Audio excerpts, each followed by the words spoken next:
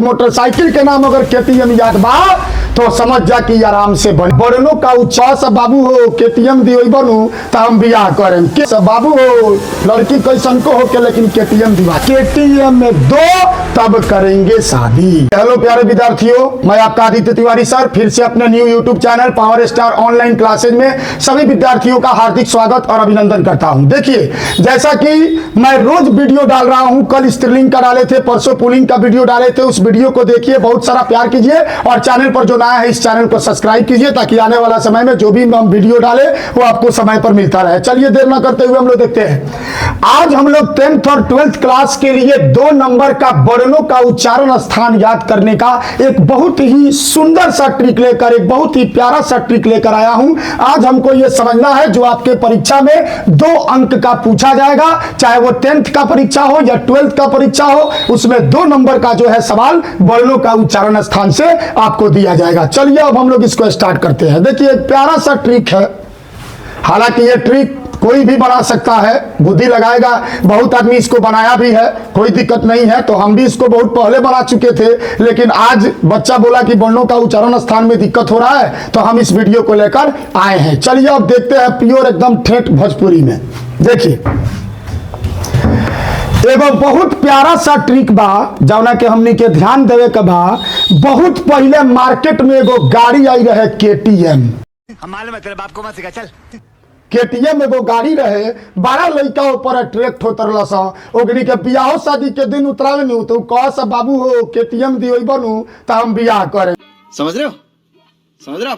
KTM तो हम motorcycle के नाम पर ट्रिक लेके आ गई बनी। आज हमनी के मोटरसाइकिल के नाम अगर केटीएम याद बा तो समझ जा कि आराम से बनेगा।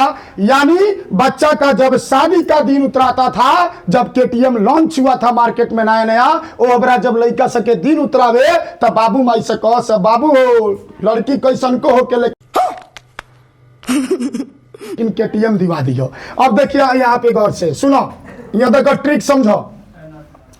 के टी एम डी ओ यानी केटीएम 2, केटीएम 2, बस इतना याद रखो, केटीएम 2। अब देखिए गौर से, के का मतलब होता है कंठ,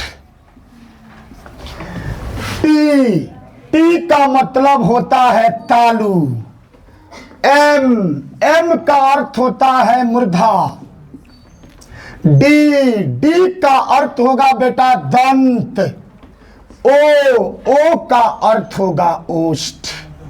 मतलब कहे के मतलब बा कि क ख ग घ अ आ इसका उच्चारण कंठ से होता है। यानी ये कभी नहीं भूलिएगा। देखिए कितना आसान है, आपको कुछ नहीं याद करना है। याद तो नहीं के करे के बा कि के से कंठ होला, टी से तालू होला, एम से मूर्धा होला, डी से दांत होला, ओ से ओष्ठ होला। मतलब भैया केटीएम में 2 तब करेंगे शादी। Oh my God! यानी बच्चे लोग का कहा नाम था पहले कि केटीएम हमरा चाहिए तब करम शादी, तब केटीएम 2 याद रखो। और केटीएम 2 अगर याद हो गई तो आराम से हमनी पहचान सकत नहीं सन। तक के से हमर हो गई कंठ, तक कंठ से होता ख ग घ अ आ, इसका उच्चारण कंठ से होता है। आगे देखिए, टी से हो गई बेटा तालू, जैसे च छ ज झ छोटाई बड़ाई, यानी जीभ उठ के ऊपर सटता तारू में, तो टी से हो गई तालू। एम से हो गई मूर्धा, जैसे ट ठ ड ढ री, इसको बोलेंगे मूर्धा से उच्चारण हो गई। डी से हो गई दांत, त थ द ध, इसका उच्चारण हो गई दंत। ओ से हो गई बेटा ओष्ठ, प फ ब भ, ओठ सटता, एकर मतलब एकर उच्चारण स्थान हो गई ओठ। यानी क ख ग घ 4 गो अक्षर, च छ ज झ 4 गो अक्षर, ट ठ ड ढ 4 गो अक्षर, त थ द ध 4 गो अक्षर, क ख ग घ से लेके त थ द ध तक के चारों अक्षर का हम उच्चारण स्थान बता देनी। ये नियम के याद रखिए, KTM 2 बन जाएगा। आगे चलो, अब यहां देख लीजिए गौर से का दिया है। यहां देवल है अंग, इया, अण, न, म, एकरा के कहल जाला अनुनासिक वर्ण। माने जावना वर्ण के उच्चारण नाक से होत होके ओकरा के बाबू कहेम अनुनासिक वर्ण। त अंग, इया, अण, न, म, एकर उच्चारण स्थान अगर पूछी परीक्षा में तो ये होगा बेटा नासिका। यानी कहे के मतलब भइल कि क ख ग घ से लेके प फ ब भ तक के 5वां अक्षर के उच्चारण नाक से होला। क ख ग घ अंग, एमे अंग हो गई 5वां। च छ ज झ इया, एमे इया हो गई 5वां। ट ठ ड ढ अण, अण हो गई 5वां। प फ ब भ म हो गई 5वां।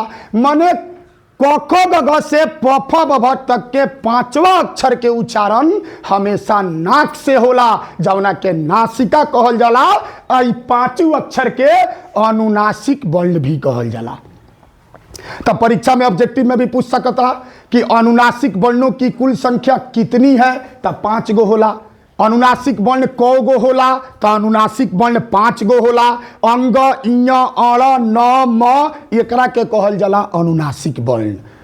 अब यहां देख बाबू का लिखल बा, ए, ऐ, एकर उच्चारण स्थान क्या है। तो एगो बात को सुना, अ जोड़ ई मिलके बनता है ए, अ जोड़ बड़का ई उहो मिलके बनता है ए। तो अब देखो, तो ए और ऐ, यहां 2 चीज देवल बा, ए और ऐ। तो यहाँ देखो कथी से होता ओ, तो ओ कौना में आवता, क ख ग घ में, माने कंठ। तो एगो ले लेंगे इसमें कंठ। आ ई कौना में आवता, च छ ज झ में, तालु।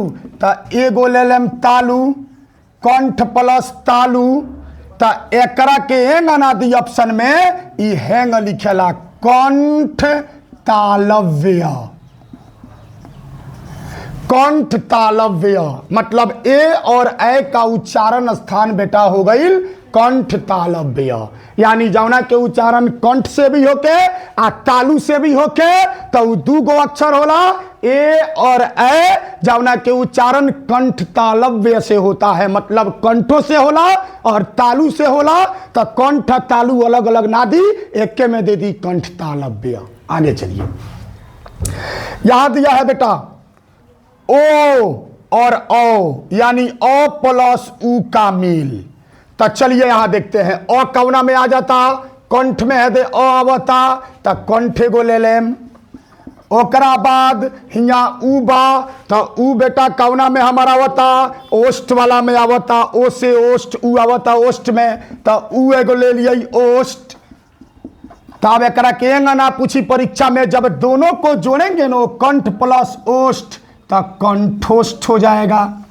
कंठोष्ठ हमें ओ आ गया। तो अगर परीक्षा में पूछे कि ओ यानी ओठ सिकुड़ा था, कंठ से बोला था नहीं, ओ यानी कंठोष्ठ, इसका उच्चारण स्थान हो गई। ओकरा बाद अगर पूछ देवे ओ, यहां भी ओठ सिकुड़ रहा है, कंठ से बोल रहे हैं, तो इसका आंसर भी कंठोष्ठ हो जाएगा।